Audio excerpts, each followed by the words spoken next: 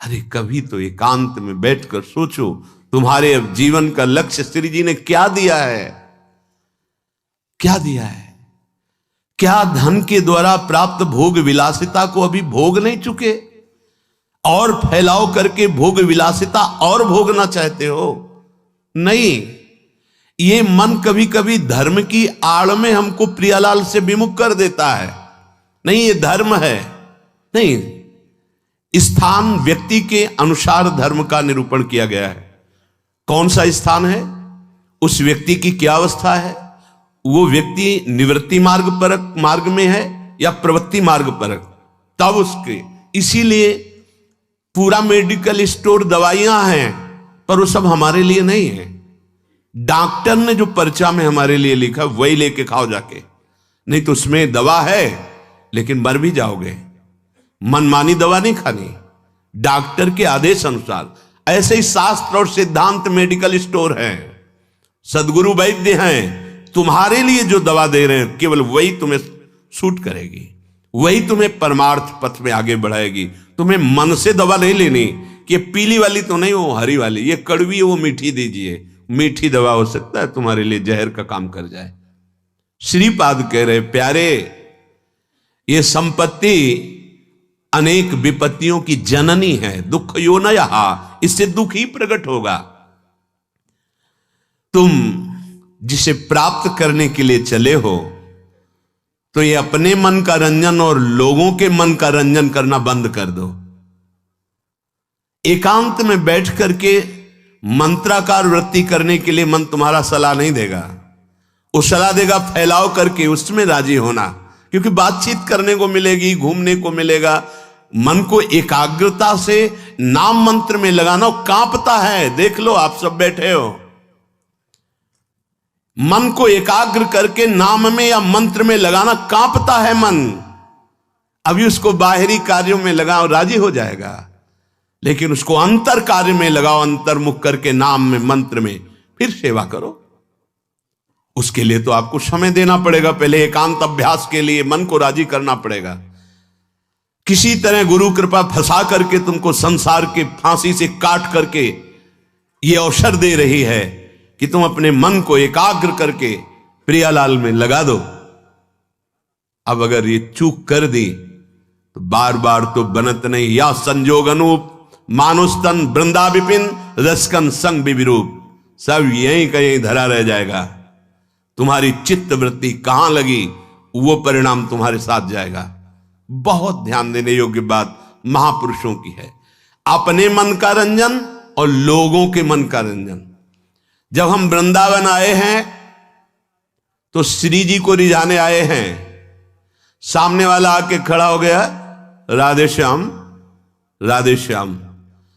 अब वो बात कर रहा है, अगर हम बात नहीं करेंगे तो उसको दुख पहुंचेगा। नहीं, दुख नहीं, महादुख पहुंचे, और उस दुख में वो सोचे कि ये हमसे क्यों नहीं बात किया।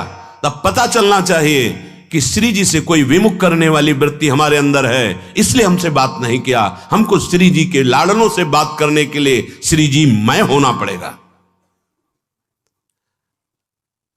किसी महापुरुष के पास कोई धनी गया, बहुत सी सामग्री और रुपया रखा, वो अधिकतर मौन रहते, हटाओ, बहुत बुरी तरह से व्यवहार किया, और फेंक दी, सामग्री फेंक दी, हटा दिया। बाद में हमने उनसे एकांत में पूछा, ऐसा क्यों किया? गंगा के किनारे रेत में क्यों ऐसा किया आपने? वो कानपुर से आए, इतनी दूर से आए, गाड़ी से आए, यहां गाड़ी आना मुश्किल है, इतनी सामग्री लाए आपके लिए, आप क्यों फेंक दिया? तो पहली बात तो उन्होंने कहा अगली बार औरों को लिवा के आएगा और ये सब लेकर। दूसरी बात, इसको यह अहम है कि मैं ये वस्तुएं, अब इसके अहम को चूर हुआ कि इन महात्माओं के लिए वस्तुओं से नहीं भाव से रिझाया जा सकता है। हटा इन वस्तुओं को।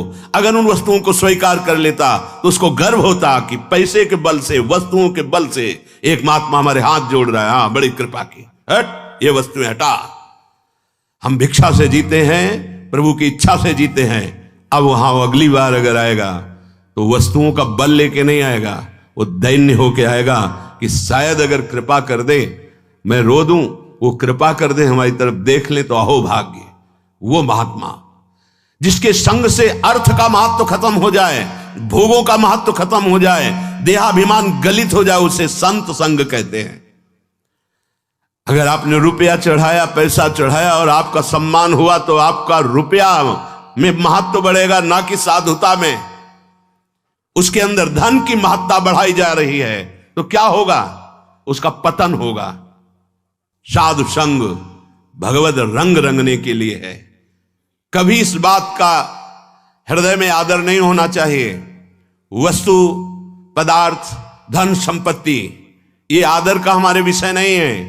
आदर का विषय दैन्यता, भगवत नाम जप, एकांत सेवन, अधिक से अधिक आंतरिक तप में जीवन। आंतरिक शब्द है, आंतरिक तप में जीवन। काम, क्रोध, लोभ आदि इनको सह जाना आंतरिक तप है।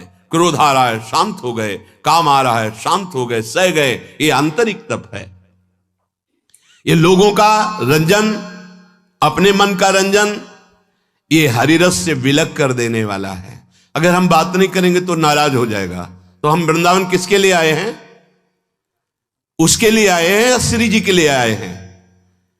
गुरु जी के लिए आए हैं या उस व्यक्ति के लिए आए हैं? अगर हमसे ऐसी चेष्टा हो गई, गुरु थोड़ा भी अनमने हो गए, तुम्हारे पर रह क्या गया? गुरु कृपा बल से ही मोक्ष मूलम गुरु कृपा, या प्रेम गुरुदेव की कृपा। रे मन रसकन संग बिन रंचन उपजय प्रेम। लोगों का रंजन, मनोरंजन या अपना मनोरंजन, ये परमार्थ स्वरूप नहीं है। परमार्थ है मन भंजन। मन मार्या तन बस में कीन्हा, हुआ भरम सब दूर। बाहर से कछु दिखत नाही, अंदर चमके नूर। आपो त्याग जगत में बैठे, नहीं किसी से काम। उनमें तो कछु अंतर नाही, संत कहो चाहे राम। मन ही मारी तनहारी के वृंदावन में गाज। मारना पड़ेगा मन। हमारा मन एकांत में नहीं लगता है। लगाइए आप एकांत में। एक दिन ये समाज से मन एकांत में रहेगा। बीच हजारों के बीच में बैठा हुआ भी अपने आराध्य देव में रहेगा। इसको अभ्यास में लगाइए। अभ्यास योग युक्तेन चेतसा नान्य गामिना। ये डरना बंद करे उपासक कि अगर हम इससे बात नहीं करेंगे तो नाराज हो जाएगा। किसके लिए तुम आए हो वृंदावन? श्री जी के लिए या व्यापार करने के लिए? श्री जी के लिए या प्रपंच मनोरंजन करने के लिए? ये आपको फाइनल अपने अंदर से देखना होगा। आप किसके लिए आए हो? लोक रंजन करने के लिए आए हो या श्री जी को रिझाने के लिए? ये वनवास है, किसके लिए वनवास कर रहे हो? यहां प्रिया प्रीतम के सिवा, हित मित्र के सिवा और कोई हमारा नहीं है। हम उन मित्र को रिझाने आए हैं जो जुगल सरकार हैं। हाँ, उनकी प्रेम की बात करें, उनसे हमें मिलाने की बात करें। हमारा चित्त घसीट कर श्यामा श्याम में लगा दे, वो हमारा सच्चा मित्र। हम धर्म को भी स्वीकार नहीं करते। भागवत धर्म के भी ऊपर महान प्रेम धर्म में विराजमान है। त्यज लोक धर्मान, वेद धर्मान, भागवत धर्मान, तब प्रेम धर्मान। कहां फंसे हो? त्यज लोक धर्मान, तब महाभागवत धर्मान। भागवत धर्मान, फिर प्रेम धर्मान। राधा वल्लभ लाल की बिमल ध्वजा फहरंत, भगवत धर्मो जीत के निज प्रेमा ठहरंत। निज प्रेमा ठहरंत, नेम कछु परसत नाही। कहां भूले हो? हरिरस स्वरूपता की हानि करने वाले जन आपको मिलेंगे, लेकिन हरिरस में डुबो देने वाले, ये बड़ी कृपा। अगर ऐसे जन मिल जाए, बहुत कठिन विषय है हरिरस में डूबना। श्रीपाद कह रहे, विभाव्य जन रंजनम हरिरसात्मता भंजनम।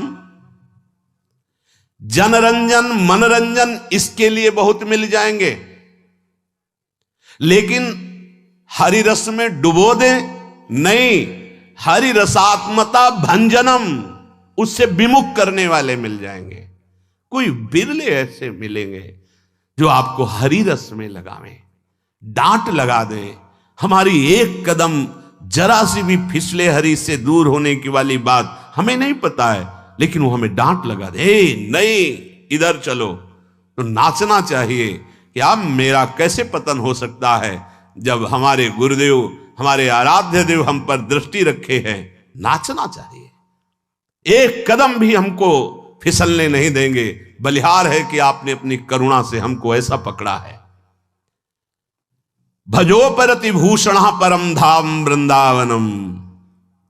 श्रीपाद कह रहे हैं, यदि आप इस रस को प्राप्त करना चाहते हैं तो वैराग्य रस, योग रस, साधना रस का सबसे बड़ा परिणाम प्रेम रस, और उस प्रेम रस को प्रदान करने वाला परम धाम वृंदावनम, ये परम धाम वृंदावन आपको मिला है। श्री वृंदावन दास जी महाराज एक पद में वर्णन करते हैं, राधा कानन शरण मना परी, टरी जाती है आयु रात दिन, रसना प्रेम सहित कही हरि हरि, राधा कानन शरण मना परी। ईमानदारी से यदि तुम्हारा श्वास के साथ मंत्र नाम जब चल रहा है तो माला मत लीजिए, हमें कोई परेशानी नहीं। लेकिन बेईमानी नहीं, अगर मंत्र नाम नहीं चल रहा तो हाथ में माला होना चाहिए। ये तुम्हारी बड़ी सावधानी की वृत्ति पैदा करेगा माला, ये कोई खिलवाड़ नहीं है। अगर वास्तविक ईमानदारी से आपका निरंतर नाम मंत्र श्वास के द्वारा चल रहा है तो प्रणाम है, हम इस पर जोर नहीं देते। और अगर आपका नहीं चल रहा तो बेईमानी मत कीजिए। माला से बहुत नाम जब बढ़ता है, एक एक श्वास सावधानी पूर्वक चल रहा तो ठीक है, नहीं तो मन है दो चार नाम चलाएगा, भाग के संसार में भटकेगा और फिर तुम्हारा मन प्रपंच में फंसा देगा। बहुत सावधानी की जरूरत है। एक एक श्वास में जब 20 वर्ष अभ्यास किया गया है तो दिल के धड़कन के साथ वो चलता है। उसे माला की जरूरत नहीं, ना अंगुली से गिनने की जरूरत है, ना सोचने की जरूरत है, ना चिंतन की जरूरत है। जैसे एक विषयी पुरुष का स्वाभाविक विषय चिंतन होता है, ऐसे एक महाभागवत का स्वाभाविक अभ्यास सिद्ध होने पर नाम मंत्र रूप लीला ऐसे चलता रहता है। अभी प्रारंभ की साधना में प्रवेश भी नहीं हुआ, ना हाथ में माला है, ना भगवत चिंतन की वृत्ति है, खाली बैठे हैं तो प्रपंच का चिंतन होगा। कई बार कहा है, नियम रूप में दिया है, पर जब आप स्वीकार नहीं करेंगे तो कैसे चलेगा। आपके हाथ में चाहे आजकल वो नया चला है काउंटर, ऐसे अंगुली में फंसा लिया, कितना बढ़िया है। एक कम से कम मन को अच्छा लग रहा है कि 10,000 नाम हो गए, उसको सुख मिल रहा है। प्रियालाल के 10,000 नाम जप लिए, आज 11,000 जप लिए, आज 20,000 जप लिए। ये बोले इससे अभिमान बढ़ेगा। हम कह रहे हैं ना, ये अभिमान बढ़ना चाहिए और लोभ बढ़ना चाहिए कि आज 10,000 किया, कल 15,000 करेंगे, 20,000 करेंगे, 1 लाख अब कल, अब 1.5 लाख होने लगा है। बड़े अहोभाग्य। अरे मंगल में प्रभु के नाम का हृदय में संचय करने का भाव आ जाए। अब ऐसे जब स्वाभाविक नाम चल रहा है तो धन्याति धन्य, नहीं चल रहा तो आप अपने साथ बेईमानी मत कीजिए। टरी जाती है आयु रात दिन, ये भगवान भुवन भास्कर उदय होकर आपकी जीवन को नष्ट कर रहे हैं। दिन गया, रात्रि आई, रात्रि गया, अब पता नहीं दिन पूरा हो कि आज का ना हो। सच्ची बात, बड़ा भयावह है ये मृत्यु लोग। ऐसी कल्पनाएं प्लानिंग हो रही कि लगता है अजर अमर हम हैं। आगे से आगे की 7 पीढ़ी सुख भोगते रहे, इतना व्यवस्था कर ले हम। 7 मिनट का भरोसा नहीं कि जिनके लिए हम 7 पीढ़ी की सोच रहे हैं वो 7 मिनट रहेंगे कि नहीं, या जिससे सोच रहे हैं रहेगा कि नहीं। बड़ा भयावह विषय। तुम्हें भय नहीं लग रहा? माया की तरफ से निर्भय हो तो महाभय को प्राप्त हो जाओगे। भजन की तरफ वृत्ति जोड़ो, फिर निर्भय हो तो परमानंद को प्राप्त हो जाओगे। सेवा यदि श्यामा श्याम की मिल गई, जिस उपासक को प्रगट सेवा, तो समझ लो कि उसको निकुंज में पूर्ण सेवा का अधिकार प्राप्त हो गया है, तब यहां सेवा मिली। हमारी बात मान लेना, यह महापुरुषों की बात करते हैं। श्यामा श्याम की सेवा में रुचि हो ही नहीं सकती यदि श्यामा श्याम ने स्वीकार ना किया हो। जब कोई हरिवंश शरण हुआ, रसिक शरण हुआ, तो हमारी प्यारी जू प्यारे जू परस्पर बैठकर तत्काल निश्चित करते हैं उसकी सेवा, कि ये निकुंज में आएगी, कौन सेवा करेगी, क्या सेवा, इसका क्या नाम होगा, क्या रूप होगा। उसी के अनुसार उसको यहां सेवा में रुचि होने लगती है। बोले हमें सबसे ज्यादा चंदन घर्षण में रुचि, हमारी चंवर डुलाने में रुचि। ये श्यामा श्याम आपको चाह रहे हैं कि आप चंवर डुलाएं, श्यामा श्याम आपको चाह रहे हैं कि आप गाएं, श्यामा श्याम चाह रहे हैं कि आप द्वार पर खड़े रहें। ये सब सेवाएं श्यामा श्याम चाह रहे हैं और निश्चित किया तब आपको सेवा मिली, मान लीजिए। पर सेवा में एक अनन्य निष्ठा होनी चाहिए। अगर आप श्री जी की सेवा कर रहे हैं और आपके पास कोई प्रिय मिलने वाला आया है, तो आपके नेत्र नहीं जाने चाहिए। सेवा से हटकर नेत्र गए, इसका मतलब अभी सेवा में प्रीता नहीं। गुरुजन आ जाएं तो श्री जी को विराजमान करके खड़े हो गए, वो इतना धैर्य रख ही नहीं सकते, तुरंत आपसे कहेंगे आप सेवा में लगिए, क्योंकि वो जानते हैं सेवा का महत्व। और अन्य कोई प्रियजन आया है या कोई बहुत से बड़ा लाभ का विषय है या बहुत से बड़े हानि का विषय है, सेवा से आंख नहीं हटानी चाहिए। इतना महत्व सेवा में देना चाहिए कि जिस समय हम सेवा में हैं उस समय फिर ना किसी की सुननी है, ना अपनी बोलनी है, ना हमें नेत्र देने हैं और ना हमें सेवा रोकनी है, चाहे कुछ भी हो जाए। अब ये निष्ठा पकड़ लो तो अभी माया पर विजय प्राप्त कर लोगे। बड़े महापुरुषों ने सेवा सुख के लिए अपने सर्वस्व का समर्पण कर दिया। श्री आस्करण जी महाराज नाम के महाभागवत हुए हैं, जो अपने लोग नाम कीर्तन करते हैं श्रृंगार आरती के बाद। हाँ, आस्करण मधुकर जयमल नृप हरिदास जन दासा, ऐसा आता है। तो आस्करण जी के इष्ट श्री राधा मोहन जो थे,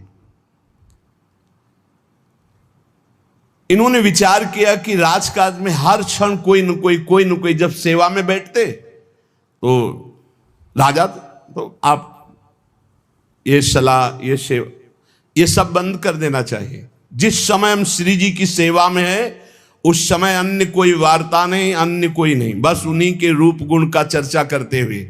अगर हम सेवा में हैं तो उनका चर्चा का तात्पर्य है पद गुनगुनाते, जिस समय की जो हम सेवा कर रहे हैं उस समय के पद गुनगुनाते हुए या उनकी रूप माधुरी में चित्त लगाए हुए सेवा में। इससे बड़ी कोई बात नहीं। यदि सेवा मिल गई श्री जी की तो आप ये समझ लीजिए कि आप श्री जी के पास जाने का पास मिल गया आपको। बड़े बड़े महापुरुषों ने कहा भजन करना, साधना करना, ये सब हो सकता है, लेकिन प्रभु की सेवा में अनुराग, गुरु की सेवा में अनुराग, संत सेवा में अनुराग, समाज सेवा में भगवत भाव से अनुराग, ये बहुत कठिन बात है। ऊर्ध्वबाहु विरोमेश न कश्चित शृणोति में, धर्मादर्थश्च कामश्च किम धर्मम न सेव्यते। भगवान श्री कृष्ण द्वैपायन व्यासदेव जी कहते, मैं दोनों हाथ उठाकर कहता हूं, मेरी बात सुन लो, मान लो। सेवा से सब प्रकार की संपत्ति प्राप्त हो जाती है, जो चाहिए आपको, लौकिक पारलौकिक। हाथ उठा के कहता हूं, मेरी बात मान लो। भगवान व्यासदेव जी कहते हैं जो सेवा धर्म है, भगवत सेवा, समाज सेवा भगवत भाव से की हुई सेवा, शब्द निष्काम होता है, जहां कोई कामना नहीं की जाती और प्रीत्यर्थ, जिसकी सेवा करें उसको सुख पहुंचाने का भाव, तभी सेवा शब्द सार्थक होता है। कोई भी ऐसी कामना नहीं जो सेवा से पूर्ण ना हो जाए। जो सेवा धर्म का आचरण करता है उसके संपूर्ण जीवन में आनंद ही आनंद, सुख ही सुख रहता है। और लोग कहते हैं धर्मात्मा को दुख मिलता है। तुम क्या जानो, तुम बाहरी बात देखकर कहते हो दुख मिलता है, हृदय आनंद में वो डूबता है जो किसी भी वैभव में, किसी भी सुख में, किसी भी अनुकूलता में नहीं होता। अभी आपने सेवा धर्म को स्वीकार नहीं किया। सच्ची कहते हैं, सेवा में जब ये शरीर जाता था तब भी किडनी फेल थी, 20 वर्ष से फेल है। कभी गुरु कृपा से एक दिन का भी चूक नहीं हुई और कभी जानने नहीं दिया कि इस शरीर में कष्ट है। 7 बजे से लेके कभी कभी 11 बजे तक सेवा का सौभाग्य मिलता, बिल्कुल कभी नहीं जानने दिया। बड़ी से बड़ी सेवा की जो आज्ञा हुई तो वही गुरु बल सब कार्य कराता था। कहीं सेवा में कभी ऐसा में नहीं, जब सेवा के बाद आए तो भले लेट गए, फिर सामर्थ्य नहीं रही भिक्षा भी मांगने की, पर जब सेवा में गए तो एक अपार सामर्थ्य गुरु कृपा से आ जाती थी। सेवा में एक अद्भुत सामर्थ्य है। समस्त कामनाओं के बीज वासनाओं का नाश करने की सामर्थ्य भगवत सेवा में है। श्री आस्करन जी ने अपनी सेवा को सुरक्षित रखने के लिए, ये नरवरगढ़ के राजा है, राजा को बहुत से कार्य होते हैं, पता नहीं किस समय कौन सी राजकीय व्यवस्था के लिए आवश्यकता पड़ जाए, तो ठाकुर सेवा में एकाग्रता की बहुत आवश्यकता होती है। पत्रावली तो सिर्फ पत्रावली पे ध्यान है, इधर उधर नहीं तो पत्रावली बिगड़ जाएगी, वो पत्रावली मानी नहीं जाएगी आपकी। भोग लगा रहे हैं तो सिर्फ एक एक कवल पे ध्यान है आपका, बैठे हैं प्यारी जू प्यारे जू कैसे पा रहे हैं, हित सजनी जू कैसे पवा रहे हैं, प्यारे जू कौन सी पदार्थ की तरफ देख रहे हैं, लाडली जू कौन से पदार्थ